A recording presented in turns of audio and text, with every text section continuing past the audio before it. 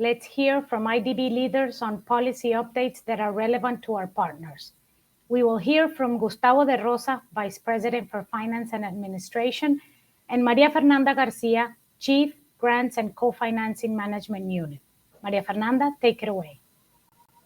So much, Maria Elena. Good afternoon, good evening to our partners. We welcome you to this fireside chat where we'll be chatting on policy updates with Gustavo de Rosa. So we want to share a little bit on the latest developments in the policy space that may impact our third-party funds under administration that will help improve the partnership services, as well as maybe of interest to our partners on the innovative financing side. So let's get started. Gustavo, tell us a little bit about where we are in the bank and what's new. Hey. Thank you, and welcome to everyone who's connected. Thank you for having me. I think the bank has worked very hard over the last 5-6 years to really revamp our financial policies to put us in a very strong position. We did not anticipate the pandemic, but we were really able to respond very strongly last year. If you think in terms of disbursements or net disbursements, so how much proceeds we have transferred to our member countries, we more than double the level of 2019. So we reached 7.9 billion in disbursements in 2020. That's net disbursements. And if you compare to the World Bank, the other multilaterals that are working in Latin America, we represent the biggest source of multilateral lending for member countries in the and exceeded their support combined. So this really is a testament to the work that we've done both in the bank, with our donor countries, with our members, to really revamp and review our financial. But the work, I think, hasn't been done only on the financial side. I think there's been a lot of work that's been done really internally and externally, working with countries to introduce new products, new services that we can touch upon, to implement huge transformational changes like LIBOR transition that we can also talk about. But also in-house, internal to the bank, there's been a significant investment in diversity, equity, and inclusion for our own workforce. And we're very happy because this year we managed to get the second level of the EDGE certification that again confirms our support for equal pay. Important. So thanks for that. One of the areas of reform that we've been undertaking is around financial, like you said, on financial reporting services. And I think here really it's with the objective of providing greater assurances to our partners in the area of internal controls. And we've been very active at that. And a lot of that will be shared through the single audit later this year. Most of our partners who are joining us earlier in the year were notified. We communicated what some of these changes were, what it entailed. But I wanted to ask you, why is a single audit essential for the bank, and what benefits should our partners expect? I think a lot of these initiatives really try to provide more value to both clients and donors. If you think 50% of our trust funds are audited every 3 years, and they don't have an opinion on also financial. We think it's critical that we report more regularly to the donors. We think that they should also receive an opinion on controls and reporting. And when I was in this forum in 2019, I introduced the idea of we are going to push for single audit because this is a way in which we can provide audited financial statements to every single donor for every single trust fund, the opinion of internal control and financial reporting at no additional cost to the donors. And I think in the long run, we will probably achieve greater synergies. We can transfer some of that benefit, some of those benefits back to the donor countries. So it's better reporting, is more accurate, timely reporting, is better assurance for our donors on how we use funds. Yeah, so for our partners, we've been definitely very busy on working on our internal controls. And we're very excited to be able to report on those later in the year for 2022. So expect more on that. Similarly, earlier this year, we were in contact with a lot of our partners, particularly those that have entrusted with us reimbursable funds. So that means funds that we then use to provide loans. So there's been a lot on the Financial Times and others on LIBOR transition. So what does it mean, and what have we been doing to prepare for this transition? Yeah, LIBOR transition has been by far one of the biggest projects that we have pursued this year, and we've really been working on this since 2018, so this is not something new. LIBOR, as you know, the London Interbank Offer Rate exists in different currencies, but also in different tenors. The least frequently used tenors are ceasing to exist at the end of this year, and the 3-month dollar LIBOR rate, which is sort of the key benchmark for bank financing, that will cease to exist after June 30, 2023. Now, the transition in and of itself includes legal work on the loan contracts. Of course, there's a significant stock of loans that need to be migrated. Includes financial analysis on how we're migrating our funding instruments to SOFR. Includes education and training to our clients. This is an entirely new change in the financial markets. And so we provided a lot of support. We made videos. We provided training, technical cooperation in some cases, to member countries to help them also transition through that. We're very happy to have reached, as of the end of June of this year, operational readiness, which means our systems are ready. System implementation was a big thing. Our loan contracts have a very clear path forward on the transition.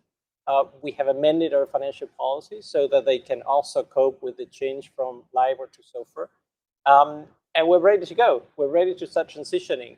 We started with the derivative portfolio. We have over 100 billion in derivatives. Some of those need to be transitioned. Over 40 billion of those derivatives need to transition. And we have concluded this month the first transition of derivatives.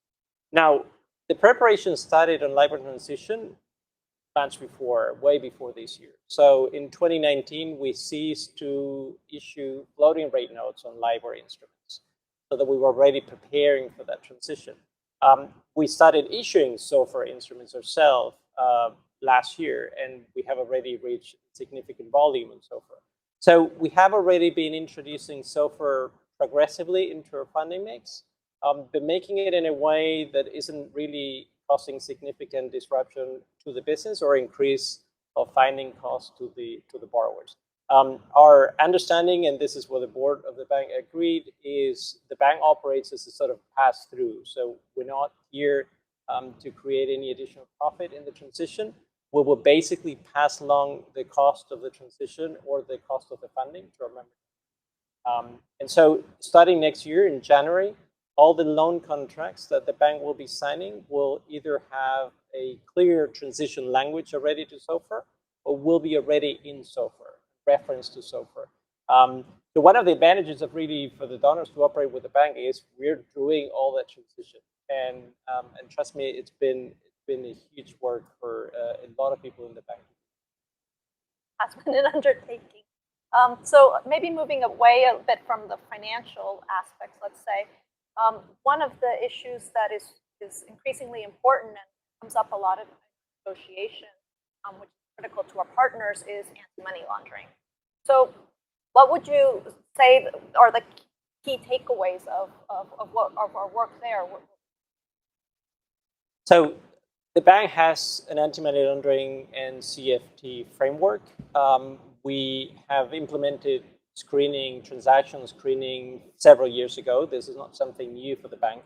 I think what we're doing now with the framework is we're further strengthening and really aligning the framework to what is best practices, but also a risk-based approach. So we're really applying different set of screenings and different standards and becoming much more strict on some of those standards, depending on the risk of the transaction.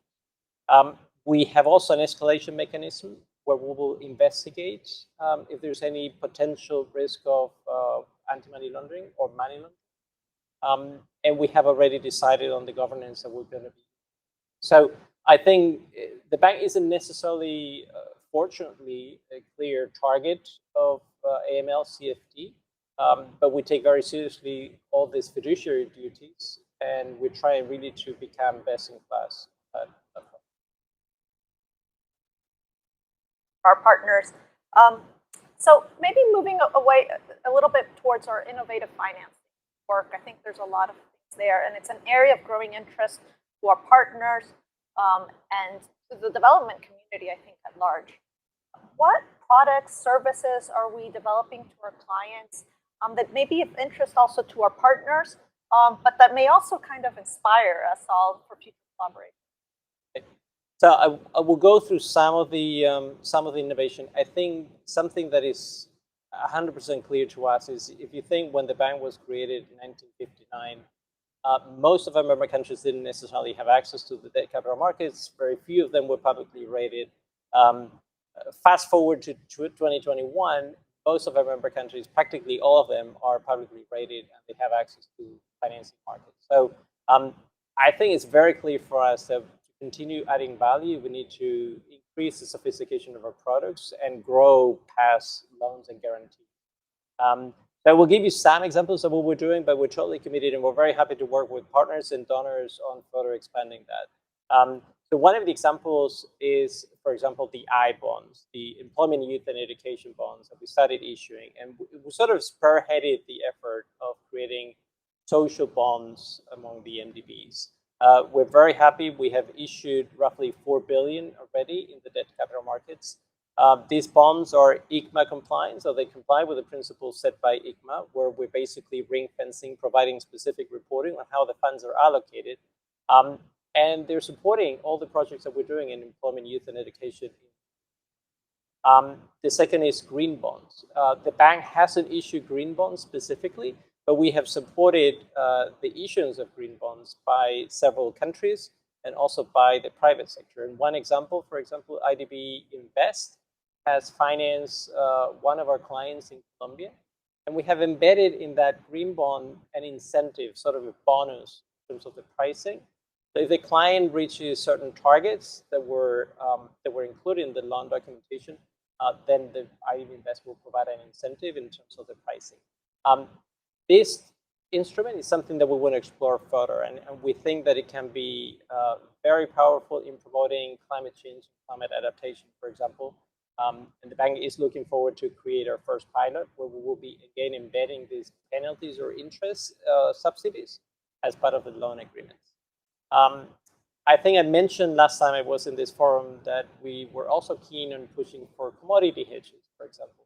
So helping our member countries to manage risk, in this case, price risk to commodities. And in spite of the pandemic, in spite of all the work that implied the pandemic in 2020, we also closed our first commodity hedge with the member countries in the Caribbean. We're super excited to continue expanding those commodities. That commodity specifically, that hedge was in crude oil. We're now expanding to other commodities and hopefully entertaining this risk hedging mechanism for other member countries. I think these are just some examples. We are very keen on innovating and finding new ways of bringing more value. So if there's anything specifically with the donors have an interest in piloting with us, then we're certainly very open to work with them. Doors are open for conversations. In the grants and co-financing management side of things, we have the fiduciary responsibility to respond to our contractual obligations. Also support our team delivering, let's say, the impact that we've agreed to, as well as report in a timely fashion. And we do this hand in hand with our colleagues from the Vice Presidency of Finance and Administration. And particularly, we're constantly, I think, engaging and trying to brainstorm on ideas of how we improve some of these partnership services to our partners. And we thank you so much for the leadership in this space and having the opportunity to really see how we provide better services. So to our partners, we thank you for your trust. And we look forward to the delivery of these partnership services. And I think with that, we come to an end of this fireside chat where we hope gave you some insight onto some critical policy areas. And I think with that, we can send it back to Maria Elena. Thank you. Thank you, Maria Fernanda and Gustavo. Thank you so much. Please join us for your last session.